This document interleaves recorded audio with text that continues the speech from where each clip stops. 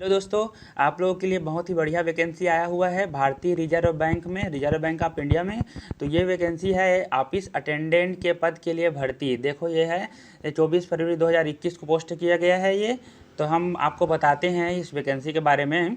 तो यह भारतीय रिजर्व बैंक के विभिन्न कार्यालयों में कार्यालय परिसर के 841 पदों के लिए योग्य उम्मीदवारों से आवेदन आमंत्रित करता है। पद के लिए चयन एनेक्स फर्स्ट के अनुसार भाषा प्रवीणता परीक्षा क्षेत्रीय भाषा में के बाद एक देशव्यापी प्रतियोगी परीक्षा ऑनलाइन टेस्ट के माध्यम से होगा। कृपया ध्यान दें कि उपरोक्त विज्ञापन पर जारी किए गए कोरिगेंडम यदि कोई हो केवल बैंक की वेबसाइट www.rbi.org.in पर प्रकाशित किया जाएगा। तो दोस्तों, आप मैं जो बोल रहा हूँ आपको बता रहा हूँ उसको ध्यान से सुने इस वैकेंसी के बारे में, ठीक है। विज्ञापन का पूरा पाठ बैंकों की वेबसाइट www.rbi.org.in पर उपलब्ध है और इसे रोजगार समाचार रोजगार समिति में भी प्रकाशित किया जा रहा है। आवेदन केवल बैंक की वेबसाइट www.rbi.org.in के माध्यम से ऑनलाइन स्वीकार किए जाएंगे। आवेदन जमा करने के लिए कोई अन्य मोड उपलब्ध नहीं है। तो चलिए देखते हैं महत्वपूर्ण तिथि इसमें। वेबसाइट लिंक ओपन 24 फरवरी 2021 को इसका लिंक ओपन हो चुका है, ठीक है। बस अब ये 15 मार्च 2021 तक ओपन रहेगा, ठीक है। 24 फरवरी 2021 से 15 मार्च 2021 तक। और टेस्ट फीस का भुगतान ऑनलाइन करना है। 24 फरवरी 2021 से 15 मार्च 2021 तक फीस का भुगतान करना है, टेस्ट फीस का। और ऑनलाइन टेस्ट की टेंटेटिव डेट है, अनुमानित डेट है इसका, देखो दोस्तों 9 और 10 अप्रैल 2021, ठीक है। 9 और 10 अप्रैल 2021 को। और जो कार्यालय के पद के लिए भर्ती 2020, ठीक है। ये है भारतीय रिजर्व बैंक आरबीआई में ऑफिस अटेंडेंट के पद के लिए योग्य भारतीय नागरिकों से आवेदन आमंत्रित किए गए हैं। ऑनलाइन आवेदन पत्र भरने के लिए उम्मीदवार नीचे दिए गए लिंक पर क्लिक कर सकते हैं, बोला गया है, ठीक है। ऑनलाइन आवेदन पत्र, ठीक है। तो इसमें रिक्त की स्थिति बताया गया है। आवेदन करने से पहले उम्मीदवारों को यह सुनिश्चित करना चाहिए कि वे पद के लिए पात्र मानदंडों को पूरा करते हैं। उम्मीदवारों के से अनुरोध है कि वे बैंक की वेबसाइट www.rbi.org.in के माध्यम से ऑनलाइन आवेदन करें। तो आप लोग दोस्तों ये भी जो वेबसाइट है www.rbi.org.in के माध्यम से ऑनलाइन आवेदन कर सकते हैं इस पद के लिए। और हेल्पलाइन है इसमें दोस्तों। फॉर्म भरने में किसी भी समस्या के लिए शुल्क का भुगतान या कॉल लेटर की रसीद कैंडिडेट शिकायत निवारण सेल http://cgrs.ibps.in पर पूछे जा सकते हैं। ईमेल के विषय बॉक्स में RBI recruitment of office attendance 2020 का उल्लेख करना ना भूलें। तो अगर आप लोग इसमें ईमेल करिएगा तो ये आप लोग ये आरबीआई रिक्रूटमेंट आप ऑफिस अटेंडेंट 2020 का उल्लेख कर दीजिएगा अगर इसमें कुछ शिकायत आप लोग करना चाहते हो, ठीक है। और कार्यालय इसमें अहमदाबाद के लिए देखो दोस्तों, इसमें रिक्त पद है अहमदाबाद के लिए। अनुसूचित जाति में तो कोई पोस्ट नहीं है। अनुसूचित जनजाति में 3 पोस्ट है। अन्य पिछड़ा वर्ग में 22 पोस्ट है। ईडब्ल्यूएस में 5 पोस्ट है और जनरल में 20 पोस्ट है। संपूर्ण मतलब पूरा 50 पोस्ट है। और ये पीडब्ल्यूडी में भी कुछ पोस्ट हैं, देख लीजिए आप लोग इसमें, ठीक है। चौथी श्रेणी छठी। तो और आगे हम आपको बताते हैं पीडब्ल्यूडी में पोस्ट है एक्स सर्विस में, फिर आप लोग पढ़ लीजिए, ठीक है। और बेंगलोर में देखो कितना पोस्ट है। बेंगलोर में 1 पोस्ट है अनुसूचित जाति में। और अनुसूचित जनजाति में 0 है, कोई पोस्ट नहीं है। अन्य पिछड़ा वर्ग में भी कोई पोस्ट नहीं। ईडब्ल्यूएस में 2 पोस्ट है। जनरल में 25 पोस्ट है। संपूर्ण 21 पोस्ट है, ठीक है। और पीडब्ल्यूडी ई एक्स सर्विसमैन का आप लोग देख लीजिएगा, ठीक है। और भोपाल में है अनुसूचित जाति के लिए ये कोई पोस्ट नहीं है। अनुसूचित जनजाति के लिए 10 पोस्ट है। और अन्य पिछड़ा वर्ग के लिए कोई पोस्ट नहीं है। ईडब्ल्यूएस के लिए 2 पोस्ट है। जनरल के लिए 13 पोस्ट है। और पूरा टोटल इसमें 25 पोस्ट है। अब हम देखते हैं तो भुवनेश्वर के लिए 1 पोस्ट है। अनुसूचित जाति में अनुसूचित जनजाति में तो कोई पोस्ट नहीं है। या एक पोस्ट है शायद इसमें, हाँ ये, हाँ 1 पोस्ट है। और अन्य पिछड़ा वर्ग में 4 पोस्ट है। और ईडब्ल्यूएस में 2 पोस्ट है। और जनरल में 10 पोस्ट है। और पूरे टोटल इसमें 24 पोस्ट है। और चंडीगढ़ में 5 पोस्ट है। अनुसूचित जाति में अनुसूचित जनजाति में 0 पोस्ट है। अन्य पिछड़ा वर्ग में 10 पोस्ट है। और ईडब्ल्यूएस में 3 पोस्ट है। जनरल में 13 पोस्ट है। टोटल इतना है इसमें 31 पोस्ट है, ओके।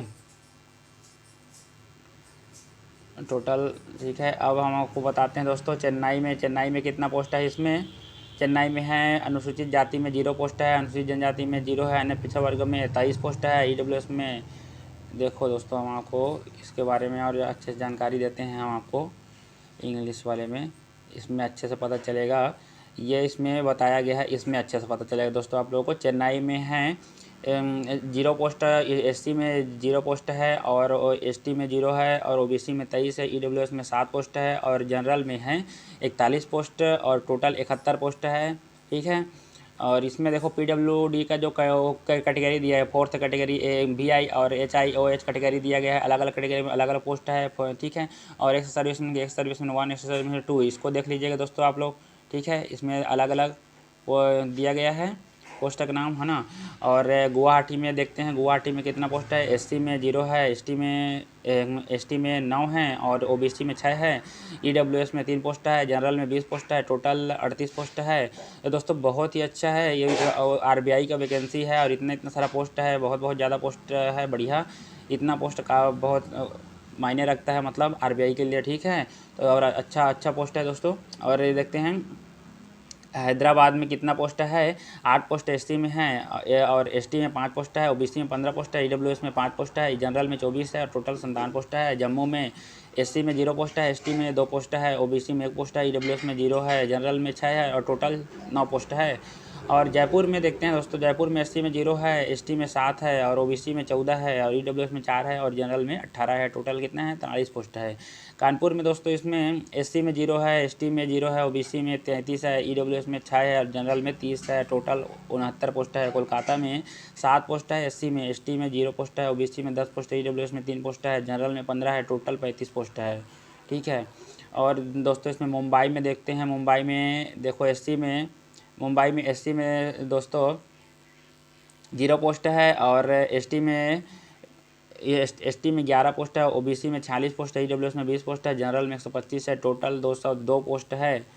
और हम देखते हैं नागपुर में कितना पोस्ट है। तो नागपुर में एससी में 3 पोस्ट है, एसटी में 21 पोस्ट है, ओबीसी में 3 पोस्ट है और ईडब्ल्यूएस में 5 पोस्ट है, जनरल में 23 पोस्ट है, टोटल 55 पोस्ट है। न्यू दिल्ली में दोस्तों एससी में 0 मैंने कोई पोस्ट नहीं है, एसटी में भी कोई पोस्ट नहीं है और ओबीसी में 9 पोस्ट है। न्यू दिल्ली में ईडब्ल्यूएस में 205 पोस्ट है और जनरल में 36 पोस्ट है, टोटल 50 पोस्ट है। पटना में एससी में तो कोई पोस्ट नहीं है, एसटी में भी कोई पोस्ट नहीं है, ओबीसी में 13 पोस्ट है और ईडब्ल्यूएस में 2 पोस्ट है और जनरल में 13 पोस्ट है और टोटल 28 पोस्ट है। ठीक है, और तिरुवनंतपुरम में एससी में 0 पोस्ट है, कोई पोस्ट नहीं मतलब, और एसटी में कोई पोस्ट नहीं है, ओबीसी में 2 पोस्ट है और ईडब्ल्यूएस में 2 पोस्ट है और जनरल में 22 पोस्ट है और ठीक है, और टोटल 26 पोस्ट है इसमें। और टोटल बता रहे हैं यहाँ से, टोटल 25 पोस्ट एससी में है, एसटी में 75 पोस्ट है, ओबीसी में 211 पोस्ट है, ईडब्ल्यूएस में 76 पोस्ट है, जनरल में 454 पोस्ट है और टोटल इसमें 841 पोस्ट है दोस्तों। बहुत ही अच्छा है दोस्तों ये।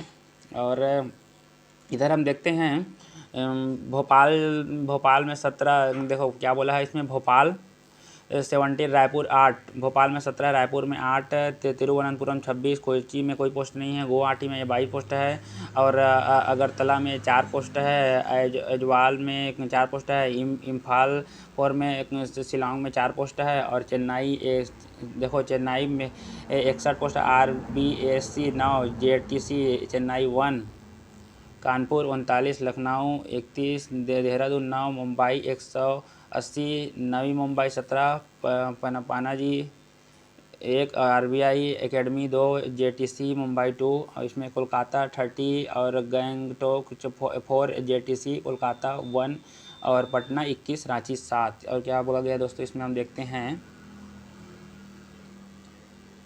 और हम आपको बताते हैं इसमें, बैंक आवश्यकता के अनुसार रिक्तियों की संख्या बढ़ाने अवधि घटाने का अधिकार रखता है।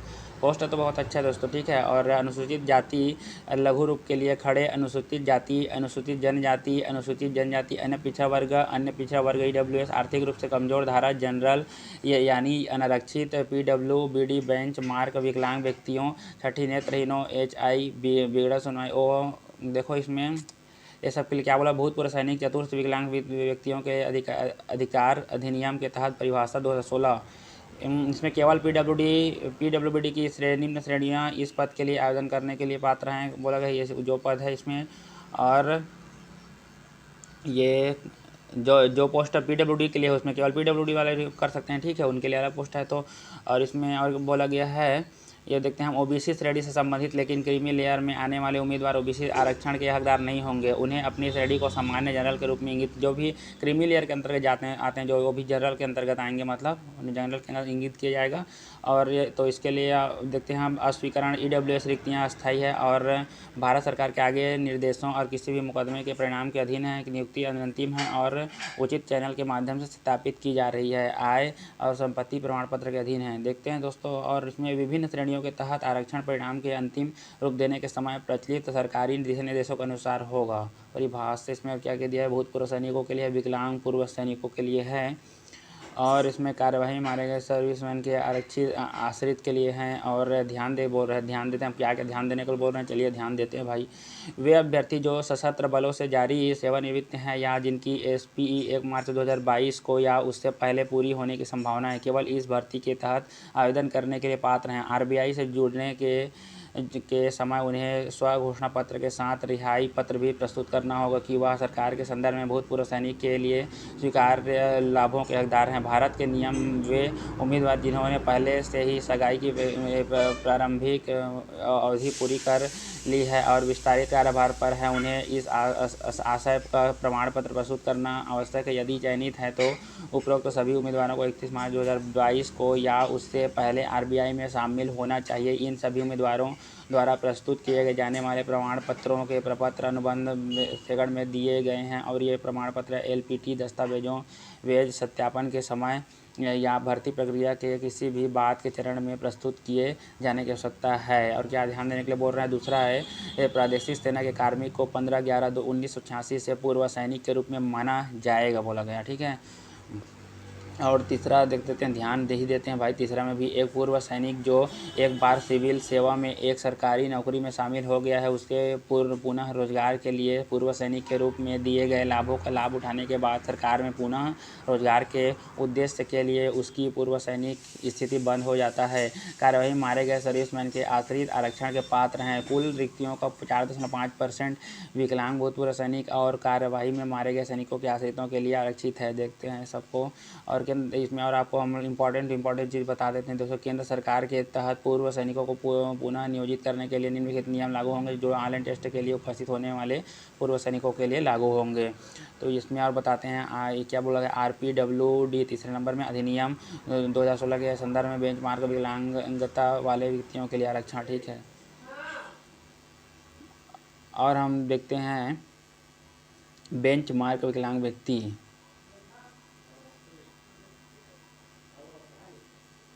और देखते हैं इसमें PWBD उम्मीदवारों के लिए कि केवल निम्न श्रेणियां कार्यालय परिसर के पद के लिए आवेदन करने के लिए पात्र हैं। तो इसमें हम देखते हैं जिन श्रेणियों के लिए पहचान की गई है, तो ब्लाइंड के लिए देखो, ब्लाइंड के फिर दिया गया क्रियात्मक वर्गीकरण शारीरिक आवश्यकताएँ, ठीक है।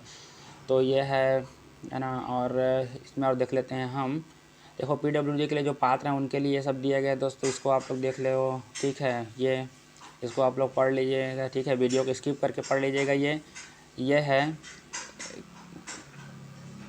ये इसके बारे में आप लोग वीडियो को स्किप करके पढ़ लीजिएगा दोस्तों, ठीक है, ये PWD के बारे में। और ये देखते हैं हम, और आपको बताते हैं लोकोमोटर अपंगता वाले व्यक्ति, ये सबको आप लोग पढ़ लीजिएगा जो PWD वाले हैं वो, वीडियो को स्किप करके।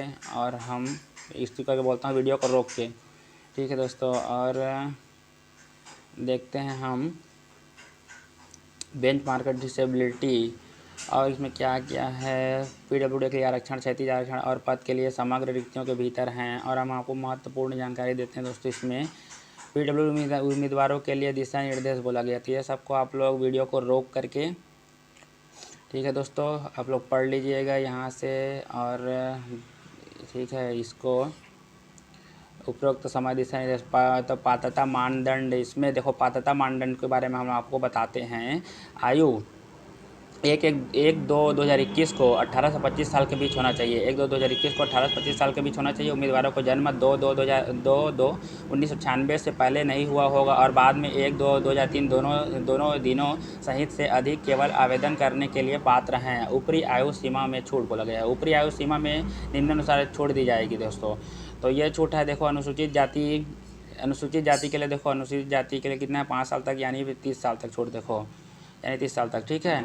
और अन्य पिछड़ा वर्ग के लिए 3 साल तक यानी 28 साल तक। और बेंच मार्क विकलांग व्यक्तियों के लिए 10 वर्ष छूट है। जनरल ईडब्ल्यूएस के लिए द्वारा 13 वर्ष, ओबीसी के लिए और 15 वर्ष एसटी के लिए, ठीक है।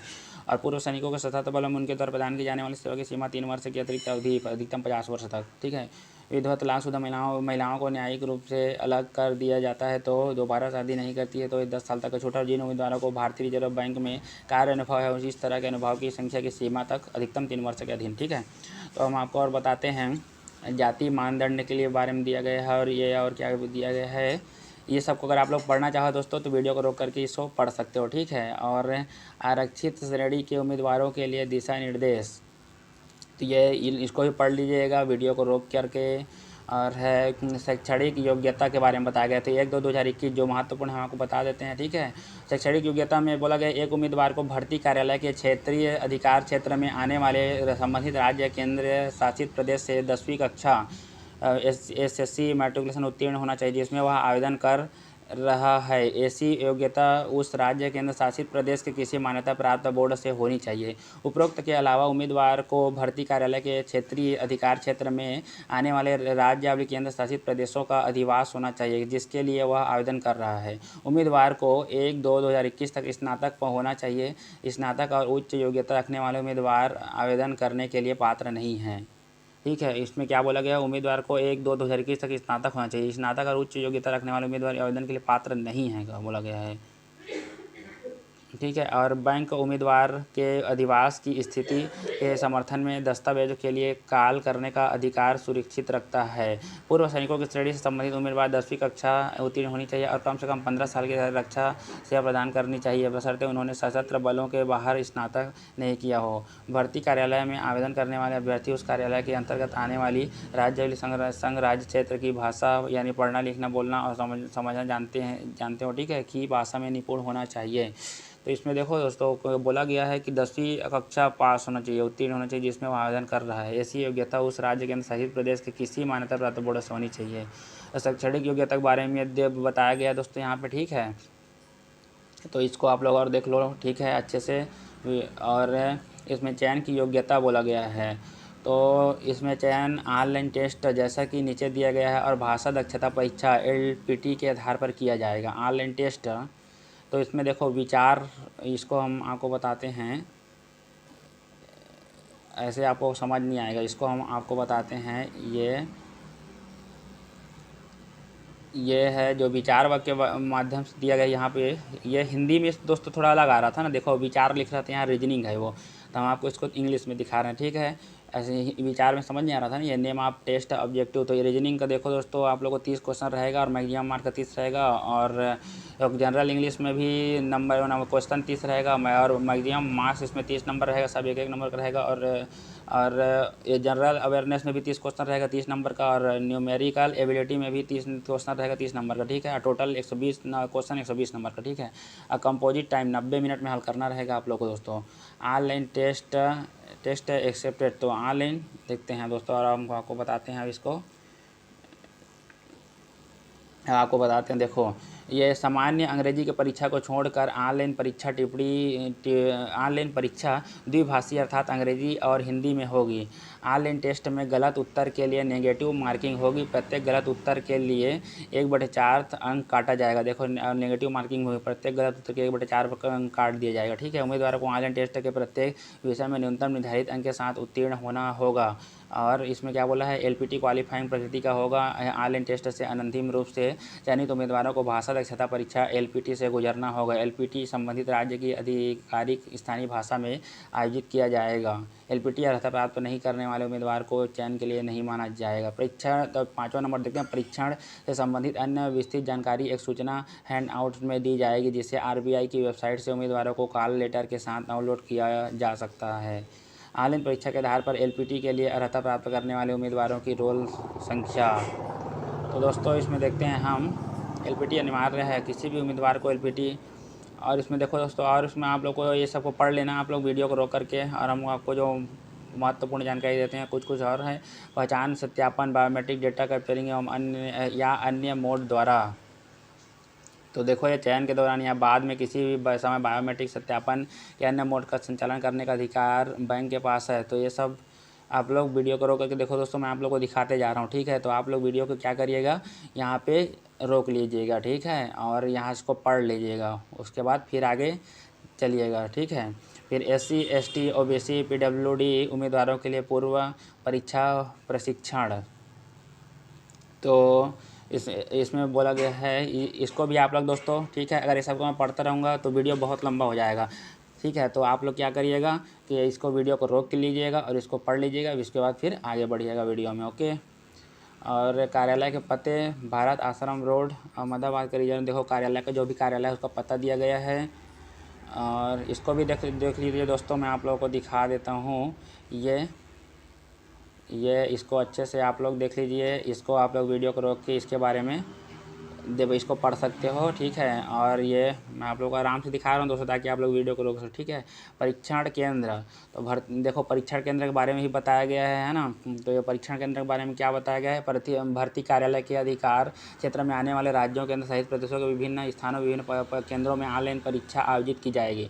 परीक्षण केंद्रों की अस्थायी सूची 4th में उपलब्ध है। देखो यहाँ पे आप लोग इसको भी पढ़ लीजिएगा दोस्तों। परीक्षा वाले सेवा शर्तें, करियर संभावनाएं, वेतनमान कितना रहेगा देख लो। वेतन चयनित उम्मीदवार 10,940 से 380 से 4th 12,460, ठीक है, क्या 50 से 440, 13,780, 520, 3 और 15,340, ठीक है, 690, 16,720 के पैमाने में 10,940 रुपये प्रति माह का एक मूल वेतन आकर्षित करेंगे, वो लगा है। इसको भी आप लोग देख लीजिए। 200 के महंगाई भत्ता वगैरह है, मासिक ऑफिस अटेंडेंट की शुरुआती मासिक सकल वेतन 50 देख लो, मतलब जितना भी दिया गया है दोस्तों, आप लोग इसको पढ़ लीजिएगा दोस्तों, ठीक है। ये हम आते हैं, ठीक है, अब यहाँ और आपको बताते हैं दोस्तों आवेदन कैसे करें। बोला गया अनुलाभ, ये अनुलाभ के बारे में आप लोग पढ़ लीजिएगा, ठीक है। इसको आप लोग वीडियो को रोक के इसको पढ़ लीजिएगा दोस्तों, वरना वीडियो बहुत लंबा हो जाएगा, एक जगह पढ़ते रहूँगा मैं। तो आवेदन कैसे करें बोला गया, यहाँ उम्मीदवारों को 24 फरवरी 2021 15 मार्च 2021 से आवेदन करना है। देखो ये इस वेबसाइट पे जाना है www.rbi.org.in के माध्यम से आपको ऑनलाइन आवेदन करना है दोस्तों। यहाँ पे आवेदन करने का पूरा प्रोसेस बताया गया है दोस्तों, इसको पढ़ लेना आप लोग, ठीक है। जो भी आवेदन करिएगा इसके माध्यम से आप लोग आवेदन कर सकते हो, ठीक है। आवेदन शुल्क, इसमें आवेदन शुल्क कितना दिया गया है, देखो 50 रुपये दिया गया है अनुसूचित जाति अनुसूचित जनजाति के लिए, और PWD एक्स सर्विसमैन के लिए, ठीक है, इंटीमेशन चार्ज, और 450 रुपये OBC EWS और जनरल उम्मीदवारों के लिए टेस्ट शुल्क प्लस इंटीमेशन चार्ज। और सामान्य नियम दिया गया है दोस्तों, यहाँ पे ये सामान्य नियम है, ठीक है। अब इसमें क्या बोला गया है, देखो ये आवेदन प्रिंट आउट, ये जो डार्क में दिया गया आवेदन प्रिंट आउट या किसी अन्य प्रमाण पत्र की प्रतियाँ जमा करने भेजने की आवश्यकता नहीं है बोला गया है। तो ये जो सामान्य निर्देश दोस्तों, इसको भी आप लोग वीडियो को रोक करके आप लोग इसको पढ़ लीजिएगा, ओके। देखो सब जरूरी है दोस्तों, अच्छे से पढ़ लीजिएगा। जो भी इसमें फॉर्म अप्लाई करेंगे, जिनके लिए भी उपयोगी है वैकेंसी, जो अपने लिए उसको ज़रूरतमंद समझते हैं वैकेंसी, इसको अच्छे से पढ़ लीजिएगा आप लोग, मैं वीडियो को रोक करके, ठीक है दोस्तों। उसके बाद ही आप लोग फॉर्म अप्लाई कीजिएगा। उम्मीदवारों को अपनी लागत और परीक्षा के लिए उपस्थित होना होगा, ठीक है। ये क्या हुआ, परीक्षा के लिए कॉल लेटर पर निर्दिष्ट रिपोर्टिंग समय के बाद परीक्षण की अनुमति के बाद प्रमाण पत्र लेने की अनुमति नहीं होगी। काल पत्र उल्लिखित रिपोर्टिंग समय परीक्षण के प्रारंभ समय से पहले है। हालांकि परीक्षण की अवधि 90 मिनट है। उम्मीदवारों को लगभग 3 से 4 घंटे के लिए कार्यक्रम स्थल पर होना आवश्यक है, जिसमें विभिन्न औपचारिकताओं को पूरा करने के लिए आवश्यक समय जैसे बायोमेट्रिक्स का संग्रह और सत्यापन, विभिन्न आवश्यक दस्तावेज आदि शामिल हैं। तो ये सब योग्यता है, आयु, ये सब के देख लीजिए दोस्तों, अच्छे से इसको आप लोग पढ़ लीजिएगा इसमें, ठीक है, ताकि आप लोगों को कुछ दिक्कत ना आए। वैसे वैकेंसी बहुत अच्छा है, रिजर्व बैंक ऑफ इंडिया का है भाई, बहुत अच्छा वैकेंसी है ये। और देख लीजिए, मैं धीरे धीरे इसको ऊपर मतलब ऊपर स्क्रॉल कर रहा हूँ, ताकि आप लोग इसको वीडियो को रोक करके अच्छे से इसको आप लोग पढ़ ही लीजिएगा दोस्तों, जो भी अप्लाई करोगे इसमें, ठीक है, ओके। वरना वीडियो ज़्यादा लंबा हो जाएगा दोस्तों, तो आप लोग वीडियो देखते देखते ही बोर हो जाओगे, इसीलिए मैं इसको पढ़ नहीं रहा हूँ, वीडियो ज़्यादा लंबा ना हो करके। तो आप लोग वीडियो रोक के अपने से पढ़ लीजिएगा, ठीक है। आप लोगों को भी लगेगा इतना लंबा वीडियो है करके, तो इसलिए छोटा बना रहा हूँ मैं। ये सबको आप लोग रुक के पढ़ लीजिएगा। ओके, तो चलिए दोस्तों, फिर ये हमारा ये कंप्लीट हुआ।